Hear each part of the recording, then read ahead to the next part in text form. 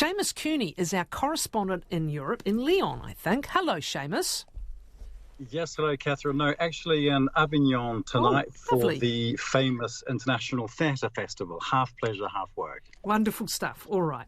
Well, let's begin with the work, which is this big sort of clash that's coming over mandatory COVID vaccinations and over health passes. This is happening right now in countries in Europe. It is, and actually here in Avignon, this is one of the places that has opened up to the public, but where people have to show this new health pass. So some would say, in essence, a vaccination passport, the very thing that many countries said they wouldn't bring in. And that's here in Avignon, for example, to get into a theatre seating more than 50 people. So there was always going to be big debate over this, wasn't there? Some producers of plays here that I've spoken to say that, really the number of spectators has really dropped off since the use of this pass became obligatory 4 days ago here in France. So almost 80 spectators a night down to 17 for one performance that I saw. And, right across France and other countries, as you say, debate raging about whether people's rights are being trampled on too much with these passes now required in numerous places.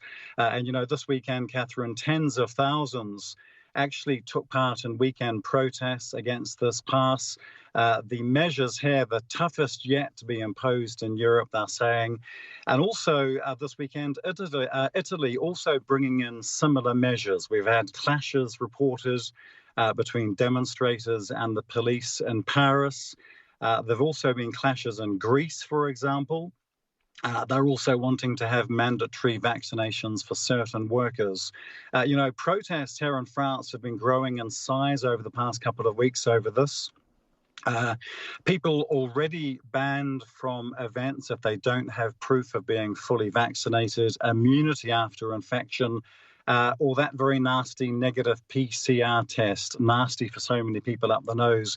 And, the pass actually from next weekend, it's due to be required for entry into cafes, into restaurants, shopping centres, other public places as well, also for long-distance transport. And that's really angered a lot of people who feel that personal freedoms are being breached.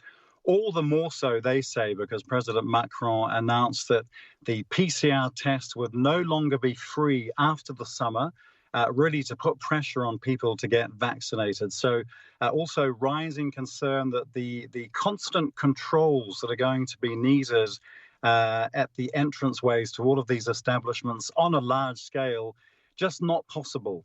A strain on these establishments and their staff, effectively acting as security agents, if you like, and a lot of the critics saying an increasing climate of division and hostility. And actually, Catherine, just tonight, just some latest news on this, because of this controversy, perhaps even because of the scenes of these demonstrations, a parliamentary commission actually met today.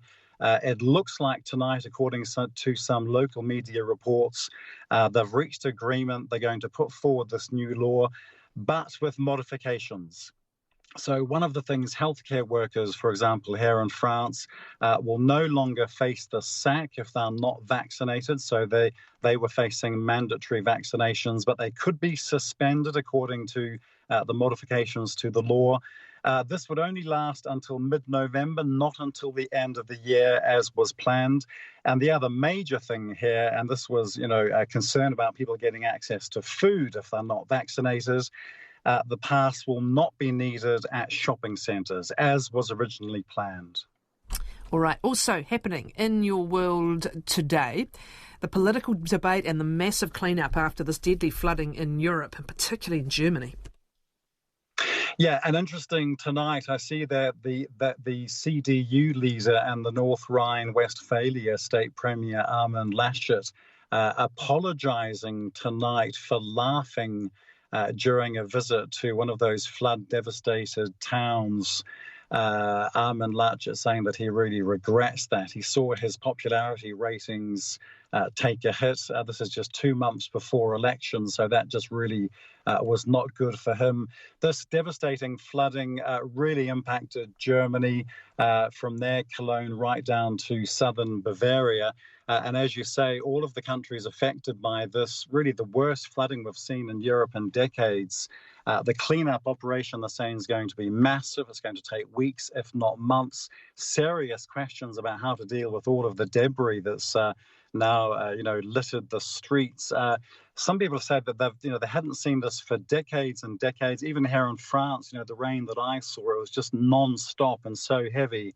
But also, growing questions about how the flooding was able to cause so much death and destruction in rich countries in Western Europe. And we're also talking about Belgium and the Netherlands. I see there flash floods even again today in Belgium. How could this happen in countries with sophisticated warning systems, also anti-flood measures that have been studied for years and years? And so it really has become quite a political issue in Germany as well, with those elections so close. Many EU leaders have been saying that, the floods really were caused by climate change, that no one could be prepared for this. The critics are saying that's just far too easy an explanation. And in countries like the Netherlands, badly affected, but not so bad as Germany. And they say that there, some real studies, some real investment had gone into flooding measures. So the experts there in Germany saying the flooding there are expected to be the costliest ever in Germany. The death toll and the damage there was the worst. And as I say, this debate on the subject really turning political questions about whether that flood prevention work had been lacking. And just, Catherine, just on the death toll, more than 200 people now confirmed dead and close to 180 still reported missing after that very devastating flooding. It's awful. It was incredible to see the force in the vision that came across here. All right, Now thousands join in a Budapest Pride March, and it's turned into what? Something of a protest. Yes, and this is, every summer we have the Pride festivals here in many countries in Europe, and the reports coming out of Hungary, thousands of people defying the government of Viktor Orban, turning out for this massive weekend Pride March in Budapest. Marching across a bridge that's actually called the Freedom Bridge.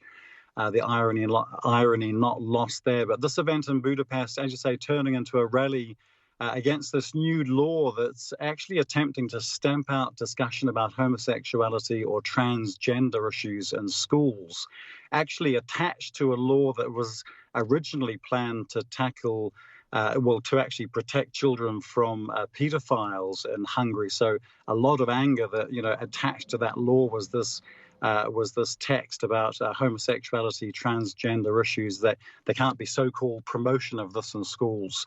And really this, rare show of anger by EU leaders against another member state, against Hungary. And so all of this in the context of the European Commission actually launching legal action against Orban's government. Of course, he's been in power since 2010.